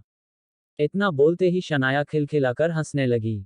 पर मुझे पड़ता है, आहान ने कहा। आहान बहुत खुश था कि अब दोनों नजदीक आ रहे थे और उनके बीच ऐसी प्यार भरी नोक झोंक हो रही थी। अभी मुझे हमारा घर दिखाओ ना। जब शनाया ने ये बात कही उसकी आंखों में चमक थी। चलो, आहान ने हंसती हुई शनाया के प्यार से गाल खींचते हुए कहा। दोनों अब एक रियल कपल की तरह बिहेव करने लगे थे। आहान ने शनाया को पूरा घर दिखाया। लास्ट में वो उसे उनके बेडरूम में लेकर गया। उनका बेडरूम बहुत बड़ा था। बेडरूम में सभी चीजें शनाया की पसंद की थी। शनाया को ऐसा लग रहा था जैसे कि वो किसी फेरी लैंड में थी। शनाया, ये हमारा बेडरूम में। मैंने इसे तुम्हारे हिसाब से डेकोरेट करने की कोशिश की है, पर तुम्हें अगर कुछ भी चेंज करवाना हो तो तुम करवा सकती हो, आहान ने शनाया से कहा। No Ahaan, I love it, ये बहुत सुंदर है, शनाया ने अपनी खुशी दिखते हुए कहा। आओ मैं तुम्हें बेडरूम से व्यू दिखता हूँ।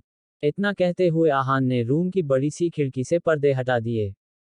पर्दे हटते ही सामने बहुत खूबसूरत पहाड़ था। रूम से व्यू देखकर शनाया की आंखें खुली की खुली रह गई। उसने इससे पहले इतना खूबसूरत नज़ारा कभी नहीं देखा था। शनाया को शिमला हमेशा से बहुत सुंदर लगता था, पर इस रूम से शिमला और भी ज्यादा सुहाना लग रहा था। ओ माय गॉड आहान, ये कितना सुंदर है, शनाया एक्साइटमेंट में उछलने लगी। आहान शनाया को ऐसे देखकर मुस्कुरा रहा था।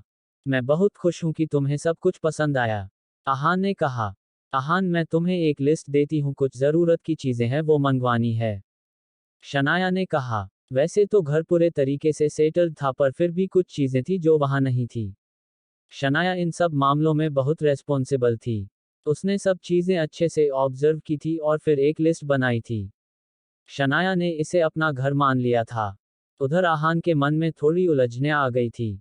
3 साल पहले जब मैंने रायजादा परिवार छोड़ा था तब मुझे किसी चीज़ का डर नहीं था, मेरी कोई कमजोरी नहीं थी, पर फिर मुझे शिमला में शनाया मिली और मुझे पता भी नहीं चला कि कब मैं उसके लिए इतना ज़्यादा फील करने लगा। आज शनाया को इस तरह देखकर मुझे ये एहसास हो रहा है कि वो मेरे लिए क्या मीन करती है। अब आहान किसी भी कीमत पर शनाया को प्रोटेक्ट करना चाहता था। आहान ने इन 3 सालों में कभी भी अपनी मार्शल आर्ट प्रैक्टिस छोड़ी नहीं थी, क्योंकि वो जानता था इससे वो शनाया को प्रोटेक्ट कर लेगा। आहान जानता था कुछ ऐसा था जिसकी वजह से रायजादा फैमिली के उसके साथ ये सलूक किया था, पर वो एग्जैक्टली क्या था वो आहान को अभी तक नहीं पता था। उसने बहुत बार सोचने की कोशिश की और कड़ी से कड़ी भी जोड़ी, पर कुछ था जो हमेशा छूट जाता था। शायद मम्मी को पता हो, आहान ने सोचा। उसे अचानक से याद आया कि 3 साल पहले जब उसकी माँ की तबीयत बहुत खराब हो गई थी तब उन्होंने कहा था कि समय रहते रायजादा परिवार से दूर हो जाना। उसकी माँ ने उसे ऐसा क्यों कहा था? क्या वो ऐसा कुछ जानती थी जो आहान नहीं जान पा रहा? उसकी माँ को ये भी पता था आहान को मारने कुछ लोग आएंगे, इसलिए उन्होंने उसकी हिफाजत के लिए लोग भेजे थे, तभी तो वो बच पाया था। आहान सोच रहा था कि मनाली में जो हुआ वो सबको पता है, तो अब रायजादा परिवार चुप नहीं रहने वाला था। अब आदित्य रायजादा आहान को ऐसे ही पावरफुल बनते तो नहीं देख सकता था। शायद अनन्या का आना कोई नया तूफान लाने वाला था। आहान, आहान, शनाया ने 2-3 बार कहा। आहान इस सोच में इतना खोया हुआ था कि उसे एहसास ही नहीं हुआ कि शनाया उसे बुला रही थी। शनाया ने आहान को पहले कभी इतनी गहरी सोच में नहीं देखा था। आहान, तुम क्या सोच रहे हो? शनाया ने फाइनली उसे हिलाते हुए पूछा। हाँ, कुछ नहीं, आहान ने कहा। सब ठीक है ना? पहले कभी तुम्हें ऐसे नहीं देखा। शनाया ने कंसर्न के साथ पूछा। हाँ, मैं बस सोच रहा था कि हमारे बच्चे कब होंगे। आहान ने मूड को लाइट करने के लिए कहा। हैं, तुम क्या बोल रहे हो आहान, मैं बच्चे पैदा नहीं करना चाहती। शनाया ने उसकी टांग खींचते हुए कहा। कोई बात नहीं, हम अडॉप्ट कर लेंगे। इतना कहकर आहान हंसने लगा। आहान अब सोचने लगा था कि क्या आदित्य रायजादा उसे और शनाया को साथ रहने देगा। सब जानते थे कि शनाया आहान की कमजोरी थी।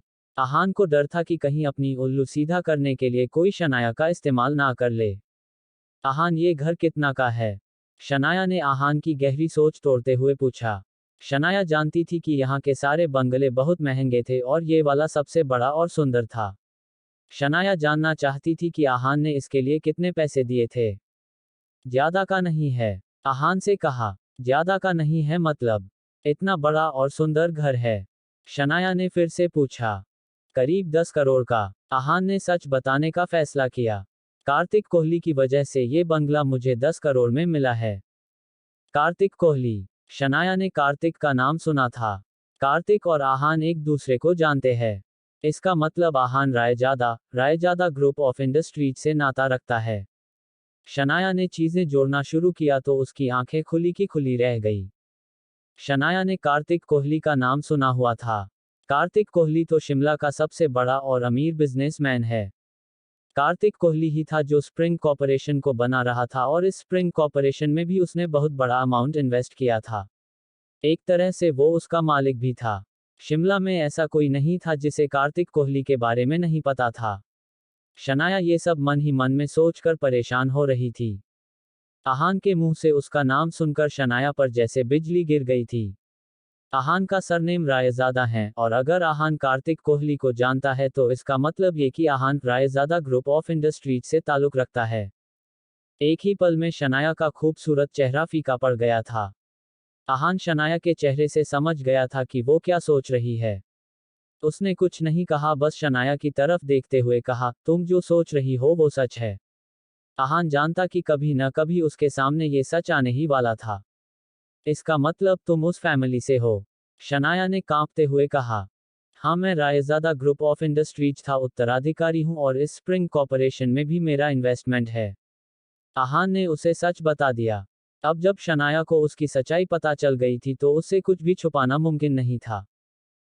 शनाया को अब सब समझ आ रहा था। यश मेहरा आहान का क्लासमेट नहीं बल्कि उसका एम्प्लॉय था। इसीलिए आहान के कहने पर मुझे ये प्रोजेक्ट मिला था और वो कार जिसमें आहान मुझे पिक करने आया था वो भी उसकी खुद की थी। मनाली में भी जो कुछ हुआ था अब मुझे वो भी समझ आ रहा था। अस्मिता और राज इसलिए मेरी और आहान की इतनी इज्जत कर रहे थे क्योंकि वो रायजादा परिवार का था। एक एक करके शनाया ने सारी कड़ियां जोड़ने की कोशिश की। शनाया को बिना आहान के कुछ बताए आज सब समझ आ रहा था। I am sorry Shanaya. Aahan के पास कहने के लिए और कुछ नहीं था। इससे ज्यादा वो शनाया को और कुछ नहीं समझा सकता था। शनाया को ये बताने का वक्त नहीं आया था कि वो आदित्य रायजादा की नाजायज औलाद है। उसके खुद के रिश्ते अभी अपने परिवार से उलझे हुए थे, इसलिए वो शनाया को आगे कुछ नहीं बता सकता था। शनाया का दिल बहुत भारी हो गया था। उसे समझ नहीं आ रहा था कि वो क्या कहे। वो बस इतना ही कह पाई, तुम्हें माफी मांगने की कोई जरूरत नहीं है आहान। तुमने ऐसा कुछ नहीं किया है जिसके लिए तुम्हें शर्मिंदा होना पड़े। शनाया नहीं जानती थी कि आहान के मन में क्या चल रहा है। आहान ने 3 साल तक ये बात सबसे छुपा कर रखी और हर कोई उसे नालायक और फटीचर समझ रहा था जबकि वो पूरे एशिया के सबसे अमीर खानदान का था। लेकिन आहान ने ऐसा क्यों किया? क्या वो हम सब के सामने एक्टिंग कर रहा था या फिर मिडिल क्लास लाइफ का एक्सपीरियंस लेना चाहता था? शनाया के मन में सवालों की गुत्थी और उलझती जाती। आहान, मैं कुछ देर अकेले रहना चाहती हूँ। शनाया को सब कुछ समझने के लिए और अपने दिल को मानने के लिए थोड़ा वक्त चाहिए था। ठीक है, तुम्हें कुछ भी चाहिए हो तो मुझे कॉल कर लेना शनाया। आहान भी समझ रहा था कि शनाया के मन में इस वक्त कितना बड़ा तूफान आया हुआ था। उसने उसे कुछ वक्त देना ही ठीक समझा। शनाया, मैं तुम्हें एक दिन सब बताऊंगा और वो दिन अब ज्यादा दूर नहीं है, आहान ने शनाया से कहा। शनाया ने इससे ज्यादा और कुछ नहीं कहा। जब आहान रूम से चला गया तब शनाया को एहसास हुआ कि वो रो रही थी। शनाया के बहुत स्ट्रांग लड़की थी। सब ने भले ही आहान को नालायक और यूजलेस बोला हो, पर उसकी नज़र में आहान बहुत अच्छा और लायक इंसान था। मैंने आहान पर आंख बंद करके भरोसा किया, पर उसने मुझसे इतनी बड़ी बात छुपाई। शनाया के मन को इस बात से बहुत ठेस पहुंची थी। उसके दिल में एक गांठ बन गई थी और अगर वो उसे नहीं खोल पाई तो उसका और आहान का रिश्ता शायद खत्म हो जाएगा। शनाया बस रोती जा रही थी। तारांकन। उधर बंगले से निकलने के बाद आहान का दिल भी बहुत भारी हो गया था। मुझे पता था कि जिस दिन शनाया को ये पता चलेगा उस दिन उसका रिएक्शन ऐसा ही होगा, पर फिर भी मैं शनाया को ऐसे नहीं देख सकता था। इन 3 सालों में पहली बार हमारे रिश्ते में ऐसी दरार आई है और ये सब मेरे फैमिली बैकग्राउंड की वजह से। आहान ने सोचा अगर उसे रायज़ादा फैमिली का डर नहीं होता तो वो शनाया को पहले ही सब सच बता चुका होता और उनके बीच ऐसी सिचुएशन आती ही नहीं, पर आहान भी क्या करता, उसके ऊपर भी डर की तलवार लटक रही थी। उसे अपने आप को बचाने के लिए तैयार रहना था, वरना शनाया के साथ जो होता सो होता, पर आहान के लिए मुसीबत हमेशा खड़ी रहती। इस वक्त मेरे पास सब ठीक करने का एक ही तरीका है, मनाली और शिमला में शांति लाना। मनाली से आने के बाद आहान को एहसास हो गया था कि रायजादा फैमिली को उसके बारे में पता चल गया था। अब छिपकर रहने का कोई मतलब नहीं था। विकी और रॉकी दोनों ही इस वक्त आहान के आदमी थे और उसे दोनों पर भरोसा था। वो दोनों भी आहान की बहुत इज्जत करते थे। अब आहान सबके सामने आना चाहता था। ये सोचते हुए आहान ने अपना फोन निकाला और विकी और रॉकी को मैसेज किया, पाम ट्री होटल पर मिलो। अब आहान अपनी टीम बनाना चाहता था और रायजादा नाम के भरोसे नहीं रहना चाहता था। अगर विकी और रॉकी उसके बुलाने पर वहां आ गए तो उसका भरोसा और पक्का हो जाएगा। इसके बाद आहान अपने गराज की तरफ गया और अपनी ऑडी कार निकली। फिर बहुत फुर्ती से आहान पाम ट्री होटल पहुंच गया। होटल बहुत ही लग्जरियस था, पर फिर भी आहान जैसी कार वहां किसी के पास नहीं थी। जैसे ही आहान कार से उतरा वहां एक गार्ड आकर खड़ा हो गया। वो नहीं चाहता था कि उस गाड़ी को कोई भी खरोंच जाए। अगर ऐसा हो जाता तो उसकी भरपाई उन्हें ही करनी पड़ती। आहान के कपड़ों को देखकर सबने उसे इग्नोर किया। आजकल के अमीर लोग कैसे कपड़े पहनते थे ये सब जानते थे, पर आहान ऐसा नहीं था। वो ज्यादा दिखावा नहीं करता था। वो जाकर एक टेबल पर बैठ गया। आहान के कार के पीछे एक और कार आई। इसको चलाने वाले आदमी के आहान जानता था। वो शनाया का भाई शौर्य गिल था। उसके साथ पैसेंजर सीट पर एक लड़की बैठी थी जिसने एक सेक्सी ड्रेस पहनी हुई थी। उसका गोरा था और फिगर भी बहुत सुंदर था। शौर्य उस लड़की से ही बात कर रहा था। शौर्य के चेहरे पर तो हंसी थी, पर वो लड़की उससे एटीट्यूड में बात कर रही थी। शौर्य उसे देखते हुए ही ड्राइव कर रहा था। उसे एहसास नहीं हुआ कि उसकी कार आहान की कार को टक्कर मारने वाली थी। जब उस लड़के ने देखा तब उसने कहा चिल्लाते हुए, आगे देखकर। ये देखकर शौर्य ने अचानक से ब्रेक मारे। गार्ड की शक्ल पर 12 बज गए थे। अगर टक्कर हो जाती तो पता नहीं वहां कितना बड़ा हंगामा हो जाता। तुम गाड़ी चलाने पे ध्यान दोगे प्लीज? उस लेडी की आवाज में डिससैटिस्फैक्शन था। तुम्हारी वजह से अभी हम प्रॉब्लम में फंस जाते। यस सॉरी, मेरा ध्यान नहीं था। शौर्य का चेहरा भी उतर गया था। सामने को गाड़ी थी, वो लिमिटेड एडिशन थी। अगर उसको टक्कर लग जाती तो बहुत बड़ा नुकसान हो सकता था। छोड़ो, गाड़ी पार्क करो और अंदर चलो, उस लेडी ने कहा। शौर्य ने जल्दी से कार पार्क की और दोनों कार से उतर गए। जब उस लेडी ने आहान की कार को देखा तो उसकी आंखों में जलन थी। आहान को कार वाकई बहुत सुंदर थी। उसने ऐसी कार पहले कभी नहीं देखी थी। तभी उस लेडी ने वहां खड़े सिक्योरिटी गार्ड से पूछा, क्या आपको पता है ये कार किसकी है? क्या वो शिमला का ही कोई है? उसने तुरंत अपना सिर न में हिला दिया। वो अगर जानता तो भी नहीं बताता। उसे आहान रायजादा कौन है ये नहीं पता था। वो उसके लिए कोई प्रॉब्लम क्रिएट नहीं करना चाहता था। ओके, उस लेडी का दिल बैठ गया। पर फिर भी उसने ठान लिया था कि वो काम होने के बाद उस गाड़ी के पास खड़े होकर उसके मालिक का इंतजार करेगी। तभी वहां शौर्य आया और उसने कहा, नमिता चलो अंदर चलते हैं। दोनों जब रिसेप्शन तक पहुंचे तब नमिता ने कहा, तुम यहीं इंतजार करो, मैं अंदर जाती हूँ। ठीक है, जब तुम्हारा काम हो जाए मुझे कॉल कर देना, मैं तुम्हें लेने आ जाऊंगा। शौर्य ने स्माइल करते हुए कहा। जैसे ही शौर्य मुड़कर वापस जाने लगा उसे वहां पर आहान नजर आया। जब उसने आखिरी बार आहान और शनाया के बारे में सुना था तब वो मनाली में थे। दोनों ने एक दूसरे को देखा। आहान शौर्य से कोई बहस नहीं करना चाहता था। अभी उसे बस अपना काम करना था, पर शौर्य को तो उससे पंगे लेने में मजा आता था। आहान, तुम यहाँ क्या कर रहे हो? शौर्य उसके पास गया और उससे सवाल किया। तुम्हें इससे क्या मतलब? आहान ने स्माइल करते हुए पूछा। तुम मुझसे ऐसे कैसे बात कर सकते हो? मैं शनाया का कसिन हूँ, तमीज से बात करो। शौर्य ने मुंह बनाते हुए बोला। शनाया का कसिन? आहान ने सोचा कि शौर्य में इतनी हिम्मत थी कि वो उससे इस रिश्ते के नाते बात करने आया था। क्या यही वो घर जमाई है? इस वक्त वहां नमिता आई और उसने ये सवाल किया। शौर्य के साथ कुछ दिन रहते हुए नमिता ने आहान के बारे में बहुत सुना था। जब भी वो आहान का नाम लेता था उसकी शक्ल बदल जाती थी। वो उसकी बेइज्जती करने का कोई मौका नहीं छोड़ता था। आहान के बारे में इतना कुछ सुनने के बाद आज नमिता फाइनली उससे मिल भी ली थी। हाँ, ये वही है, शौर्य ने कहा। पूरा गिल परिवार जिससे नफरत करता था वो शनाया नहीं आहान था, और जब शौर्य को पता चला कि यश मेहरा उसकी क्लास में था तब से वो उससे और नफरत करने लगा था। अगर आहान यश को नहीं जानता तो स्प्रिंग कॉर्पोरेशन इन इंचार्ज शौर्य होता, शनाया नहीं। नमिता, अगर कभी तुम इसे कहीं देखो तो इससे दूर हो रहना, शौर्य ने कहा। चिंता मत करो, मैं इसे अपने आसपास भी नहीं आने दूंगी, नमिता ने कहा। नमिता ने भी मान लिया था कि ये किसी काम नहीं है। कोई भी इज्जतदार आदमी घर जमाई बनने के लिए तैयार नहीं होता। गुड, शौर्य ने कहा। अच्छा, अब तुम जाओ, मेरी बेस्ट फ्रेंड अभी बस आती ही होगी, नमिता ने कहा।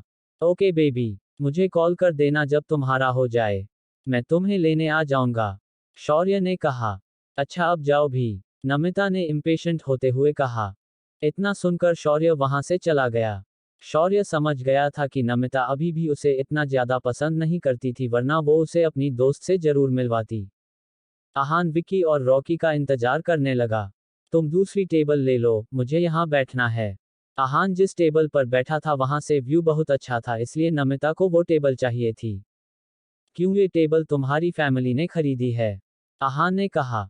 नहीं, पर मुझे ये टेबल अच्छी लगी, नमिता ने कहा। सॉरी मिस, आपको पहले आना चाहिए था। अब मैं इस टेबल से नहीं जाऊंगा, आहान के इतना कहा और विंडो के बाहर देखने लगा। इतने में वहां एक अधेड़ उम्र का आदमी आया और सीधा नमिता पर लपका। नमिता अपने आप को अपने कपड़े संभालने लगी। उस आदमी ने नमिता के कसकर हाथों से पकड़ा हुआ था। ये आदमी कौन है नमिता? उस आदमी ने पूछा। मनीष, ये गिल परिवार का घर जमाई है, नमिता ने कहा। घर जमाई? उस आदमी ने ये बात पहले सुनी थी, पर उसे याद नहीं आ रहा था कि उसने ये बात कहाँ सुनी थी। ये है तुम्हारा बेस्ट फ्रेंड, आहान ने उसे ताना मारते हुए कहा। मनीष, तुम इसे अच्छे से सबक सिखाना, ये मुझे परेशान कर रहा था, नमिता ने कहा। अच्छा, अभी बताता हूँ इसे, मनीष ने कहा और आहान के तरफ गया। मेरी गर्लफ्रेंड की तरफ देखने की तुम्हारी हिम्मत भी कैसे हुई? मनीष ने कहा। तुम्हारी भी गर्लफ्रेंड है ये? आहान ने कहा। तुम्हारे कहने का मतलब क्या है? नमिता का मेरे अलावा भी कोई बॉयफ्रेंड है? उस आदमी ने गुस्से पूछा। दरअसल नमिता का कैरेक्टर ऐसा ही था, जो उसे तोहफे देता था वो उसकी हो जाती थी। आहान इन सब में पढ़ना नहीं चाहता था, पर वो आदमी बार बार आहान से सवाल कर रहा था और नमिता वहां चुपचाप दरी सहमी खड़ी थी। जाने दो मनीष, क्यों इसके मुंह लग रहे हो? नमिता ने हड़बड़ी में कहा। शौर्य सिर्फ गिल परिवार का उत्तराधिकारी था, पर मनीष अंडरवर्ल्ड की दुनिया से ताल्लुक रखता था। नमिता जानती थी कि अगर आहान ने सच बता दिया तो मनीष उसे कभी माफ नहीं करेगा। तुम चुप रहो, मनीष ने नमिता को घूरते हुए कहा, फिर आहान की तरफ मुड़ते हुए कहा। हाँ तो क्या कहा था तुमने, मैं भी इसका बॉयफ्रेंड हूँ? इस बात से तुम्हारा क्या मतलब है? कुछ नहीं, बस कुछ देर पहले मैंने इसे और मेरे रिश्तेदार को बात करते हुए देखा था। उसने आपकी गर्लफ्रेंड को बेबी और डार्लिंग भी बुलाया था, आहान ने कहा। तुम झूठ बोल रहे हो, नमिता ने चिल्लाकर कहा और उसका कॉलर पकड़ने के लिए आगे बढ़ी। इतने में मनीष ने उसे रोक लिया और अपनी तरफ खींचते हुए पूछा, क्या ये जो कह रहा है वो सच है? नहीं मनीष, ये झूठ बोल रहा है, ऐसा कुछ भी नहीं है, नमिता ने अपनी तरफ से सफाई देते हुए कहा। अब मनीष कंफ्यूज हो रहा था। उसने फिर से आहान से पूछा, क्या तुम मुझसे झूठ बोल रहे हो? आहान ने फाइनली अपना पल्ला झाड़ते हुए कहा, मैंने कोई झूठ नहीं बोला है। चाहो तो जाकर होटल का सीसीटीवी चेक कर लो। जैसे ही नमिता ने सीसीटीवी सुना उसके चेहरे का रंग उड़ गया। वो जानती थी अगर मनीष ने सीसीटीवी देख लिया तो उसे सच पता चल ही जाएगा। उधर मनीष नमिता के चेहरे का रंग देखकर समझ गया था आहान सच बोल रहा है। उसे ये सुनकर बहुत गुस्सा आया और उसने नमिता के गाल पर एक चांटा मारा। मनीष मेरी बात सुनो, मैं उसके साथ सिर्फ टाइम पास कर रही हूँ, मैं उसे पसंद नहीं करती। मैं बस आपसे प्यार करती हूँ। प्लीज मेरा भरोसा करो, नमिता ने सुबकते हुए कहा। Time pass? मैं तुम्हें महीने के इतने पैसे देता हूँ फिर भी तुम्हारा टाइम पास नहीं होता, मनीष ने गुस्से में कहा। मनीष को उम्मीद नहीं थी कि नमिता ऐसा करेगी। वो हर महीने उसे बहुत पैसे देता था तो कभी किसी चीज की कमी नहीं होने देता था, पर फिर नमिता और पैसों के लिए दूसरे लड़कों के साथ घूम रही थी। मनीष मुझे माफ कर दो, मुझ में लालच आ गया था। Please I am sorry. Namita Manish के पैर पकड़कर गिड़गिड़ाने लगी। मनीष के मन में नमिता के लिए फीलिंग्स थी। वो उसे उसकी सुंदरता के लिए पसंद करता था और वो बहुत समय से उसके साथ थी। इसलिए उसने नमिता को माफ करने का फैसला किया। ठीक है, इस बार मैं तुम्हें माफ कर रहा हूं, पर अगर मुझे कभी पता चला कि तुम दूसरे मर्दों के साथ घूम रही हो तो मुझसे बुरा कोई नहीं होगा, मनीष ने नमिता को धमकाते हुए कहा। ऐसा कभी नहीं होगा, कभी भी नहीं, मैं सिर्फ आपसे प्यार करती हूँ, नमिता ने अपने आंसू पोंछते हुए कहा। ये सब देखकर आहान को हंसी आ गई। उसे लगा कि मनीष ने नमिता को बहुत हल्के में माफ कर दिया। आहान से रहा नहीं गया और उसके चेहरे पर हंसी आ गई। ये देखकर नमिता की आंखें गुस्से से भर गई थी। उसे आहान पर बहुत गुस्सा आ रहा था क्योंकि उसकी वजह से मनीष ने उस पर हाथ उठाया था, पर उसे उस वक्त कुछ भी बोलना सही नहीं लगा। सुनो तुम नमिता को परेशान के लिए मैं अभी तो तुम्हें कुछ नहीं बोल रहा, पर आगे से ध्यान रखना, दफा हो जाओ यहाँ से, मनीष ने आहान की तरफ देखते हुए कहा। मनीष को आहान का रवैया और बात करने का तरीका बिल्कुल पसंद नहीं आया था। वो दिल से उससे नफरत करता था। तुम्हें सच में लगता है कि मैं ऐसी लड़की से बात करना भी चाहूंगा? आहान ने कहा। ये सुनकर नमिता और गुस्सा हो गई। ए लड़के, तमीज में रहकर बात करो, मनीष ने कहा। आहान का ये बात कहना सिर्फ नमिता की बेइज्जती नहीं थी बल्कि मनीष को भी नीचा दिखाना था, क्योंकि मनीष नमिता के साथ था। आहान खुद को उनके जितना नीचे नहीं गिरना चाहता था। उसने उन्हें इग्नोर करना ही ठीक समझा। वो वहां से अपने स्वीट की तरफ जाने लगा। जान आहान उन्हें इग्नोर करके वहां से जाने लगा तो मनीष को सहन नहीं हुआ। उसने तेज आवाज में कहा, वही रुक जाओ। आहान रुका और बहुत कामली उसने कहा, जाने दो। आहान बहुत जरूरी काम से वहां आया था और इस वक्त वो किसी भी लड़ाई में नहीं पड़ना चाहता था। शनाया को लेकर वो वैसे भी काफी परेशान था। एक नई मुसीबत से डील करने का उसका बिल्कुल मन नहीं था। नहीं जाने दूंगा, तुम्हारा ये एटीट्यूड मुझे बिल्कुल पसंद नहीं आया। तुम जानते भी हो मैं कौन हूं। मनीष को अपने पावर्स पर बहुत गुरूर था। देखो तुम्हें बाद में पछताना पड़ेगा, आहान से उसे वार्न करते हुए कहा। मैं अपने किसी डिसीजन पे आज तक नहीं पछताया और तुम्हें सबक सीखना शायद मेरा सबसे सही डिसीजन है, मनीष ने आहान को ऊपर से नीचे देखते हुए कहा। आहान की सादगी की वजह से अक्सर लोग उसे हल्के में ले लेते हैं और फिर पछताते हैं। मनीष के साथ भी ऐसा ही होने वाला था। आज के बाद से तुम जरूर पछताओगे, आहान ने कहा। ये तुम्हारी गलतफहमी है, मनीष ने कहा। इतना सुनकर आहान ने मनीष की तरफ आंख उठाकर देखा। उसकी आंखों को देखकर मनीष के शरीर पर पसीना आने लगा। कुछ तो बात थी आहान में जो उसके इमोशंस के साथ ही उसके आसपास का माहौल बदल जाता था। उधर मनीष का कॉन्फिडेंस देखकर नमिता खुश हो रही थी। उसने आहान के बारे में बहुत कुछ सुना था और वो उसे बिल्कुल भी पसंद नहीं करती थी। उसे ये सोचकर अच्छा लग रहा था कि अब मनीष उसे अच्छे से सबक सिखाएगा। ये सब देखकर नमिता मुस्कुरा रही थी, पर कुछ से पल में उसका मुस्कुराता चेहरा हैरानी में बदल गया था। मनीष आहान के सामने घुटने टेक कर बैठा था। नमिता को विश्वास नहीं हो रहा था। उसने अपनी आंखें मली और फिर से देखा। नमिता जो देख रही थी वो बिल्कुल सच था। अंडरवर्ल्ड की दुनिया से ताल्लुक रखने वाला आदमी आहान के सामने घुटने टेक कर बैठा था। ऐसा कैसे हो सकता है, नमिता ने खुद से ही कहा। अब तुम्हें पछतावा है या अभी भी कुछ कमी रह गई है, आहान ने हल्के से मुस्कुराते हुए कहा। मनीष की बोलती बंद हो गई थी। उसने कभी भी किसी को इतनी फुर्ती से एक्शन करते नहीं देखा था। आहान के एक ही वार से मनीष समझ गया था कि ये कोई मामूली आदमी नहीं है। मनीष के पास उससे माफी मांगने के अलावा और कोई ऑप्शन नहीं बचा था। जैसे ही मनीष ने माफी मांगनी चाहिए उसने वहां पर रॉकी को देखा। रॉकी को देखकर मनीष की आंखों में चमक आ गई। मनीष दरअसल रॉकी और विक्की के लिए ही काम करता था। रॉकी को वहां देखकर मनीष को लगा कि अब वो उसे बचा लेगा और आहान से भी बदला ले लेगा। रॉकी भाई, मनीष ने बहुत उम्मीद से कहा। रॉकी का नाम सुनकर नमिता भी खुश हो गई। उसने रॉकी और उसकी ताकत के बारे में बहुत सुना था पर उसे कभी मिली नहीं थी। आज उसे उससे मिलने का मौका भी मिल गया था। वो जानती थी कि अंडरवर्ल्ड में रॉकी का बहुत नाम था। रॉकी को इतने करीब से देखकर नमिता ने सोचा कि वो उसके सामने अच्छा इंप्रेशन जरूर बनाएगी। रॉकी के पीछे पीछे की विक्की और विवान भी आए। विवान आहान का खास आदमी था। उसकी मां के चले जाने के बाद विवान ने उसका हमेशा साथ दिया था। तीनों आपस में हंसी मजाक करते हुए आ रहे थे। अचानक से उनकी नजर आहान और मनीष पर पड़ी। तीनों हैरान हो गए। मनीष आहान के सामने घुटने तक कर बैठा था। वो सोच रहे थे कि कहीं मनीष ने खुद को किसी मुसीबत में तो नहीं फंसा लिया था। उन्हें करीब आता देख मनीष खुशी से चिल्लाया, रॉकी भाई। इससे पहले इसके आगे मनीष कुछ बोल पाता रॉकी ने उसका अपनी आंखें दिखाकर मुंह बंद करवाया और सीधे आहान के पास गया और अपनी नजरें झुकाते हुए उससे बोला, यंग मास्टर देरी से आने के लिए हम माफी चाहते हैं। ये देखकर नमिता और मनीष दोनों शॉकेड थे। मनीष ने नमिता को बताया था कि वो रॉकी भाई का राइट हैंड है। फिर उसने मनीष को आंखें दिखाकर आहान को यंग मास्टर क्यों बोला। यंग मास्टर, ये वर्ड दोबारा मन में दोहरा कर नमिता और हैरान हो गई। क्या शौर्य जिसे अभी तक नालायक कह रहा था वो यंग मास्टर था। मनीष और नमिता दोनों के पैर कांपने लगे थे।